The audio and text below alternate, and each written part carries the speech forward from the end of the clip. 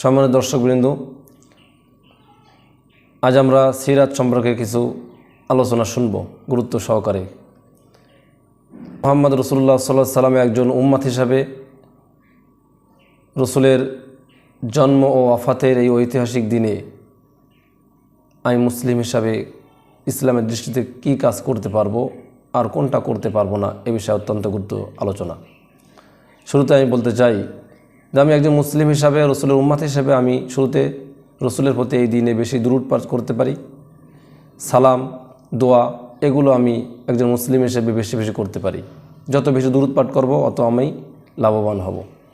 2 নম্বরে রসুল সাল্লাল্লাহু আলাইহি সাল্লামের জীবন সম্পর্কে, রসুলের সুন্নাহ, এগুলো আমি বেশি বেশি অধ্যয়ন করা এবং সেটা আমার আপনার জীবনে বাস্তবায়ন করা। 3 নম্বরে নফল রোজা, সামর্থ্য অনুযায়ী, নিয়ম অনুযায়ী নফল রোজা রাখা এবং বিশেষ করে সোমবার রসুল সাল্লাল্লাহু আলাইহি ওয়াসাল্লাম রোজা রাখতেন, এটা সুন্নাহ, এটা আমরা আমল করতে পারি। 3 নম্বরে দান সদকা, গরিব ও দুস্থ লোকদের মাঝে খাবার বিতরণ, দান করা এবং সহায়তা করা, এটা আমি একজন মুসলিম হিসাবে, রসুল উম্মত হিসেবে এটা অত্যন্ত সওয়াবের কাজ। এই দিনে আমরা এটা করতে পারি। 5 নম্বরে সদাচরণ, পারস্পরিক সৌন্দর্য বজায় রেখে একজন একজনের ভালোবাসা, মহব্বত করা, সৎ ব্যবহার করা এবং কল্যাণমূলক কোনো কাজে অংশগ্রহণ করা, এটা আমি একজন মুসলিম হিসেবে এটা করতে পারি।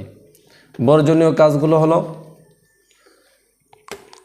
বানোয়াট আমল, যেমন এই দিনে কেন্দ্র করে ইসলামের প্রমাণিত নয় এমন কোনো মন গড়া নফল নামাজ বা অন্য আমল করা, যেটা ইসলামের দৃষ্টিকোণ থেকে জায়েজ নয়। 2 নম্বরে অপচয়, অতিরিক্ত সাজসজ্জা করা, জাঁকজমকভাবে সাজানো ইত্যাদি অপচয় করা, যেটা ইসলামের দৃষ্টিতে জায়েজ নয়, এগুলো করা যাবে না।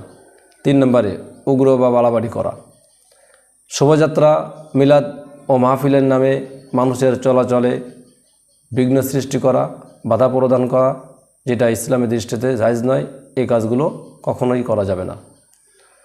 5 নম্বর ভিত্তিহীন বিশ্বাস, এই দিনে বিশেষ কোনো অলৌকিক আনুষ্ঠানিকতা ও বাধ্যতামূলক মনে করা যে শরীয়তে এই কাজগুলো করা যায় এমন কোনো কাজ করা, এই কাজগুলো অত্যন্ত দুঃখজনক। এজন্য এই দুঃখজনক কাজগুলো, যেটা কুরআন হাদিস দ্বারা প্রমাণিত নাই, এই কাজগুলো আমরা কখনো করব না। আমরা বেশি বেশি দুরূদ পাঠ করব, ভালো আমল করব, যেগুলো কুরআন হাদিস দ্বারা প্রমাণিত আছে এমন কোনো আমরা কাজগুলো করব। আল্লাহ তাআলা আমাদের সকলকে আমাদের ঈমানকে হেফাজত করার এবং ভালো কাজ করার তৌফিক দান করুন। আমিন।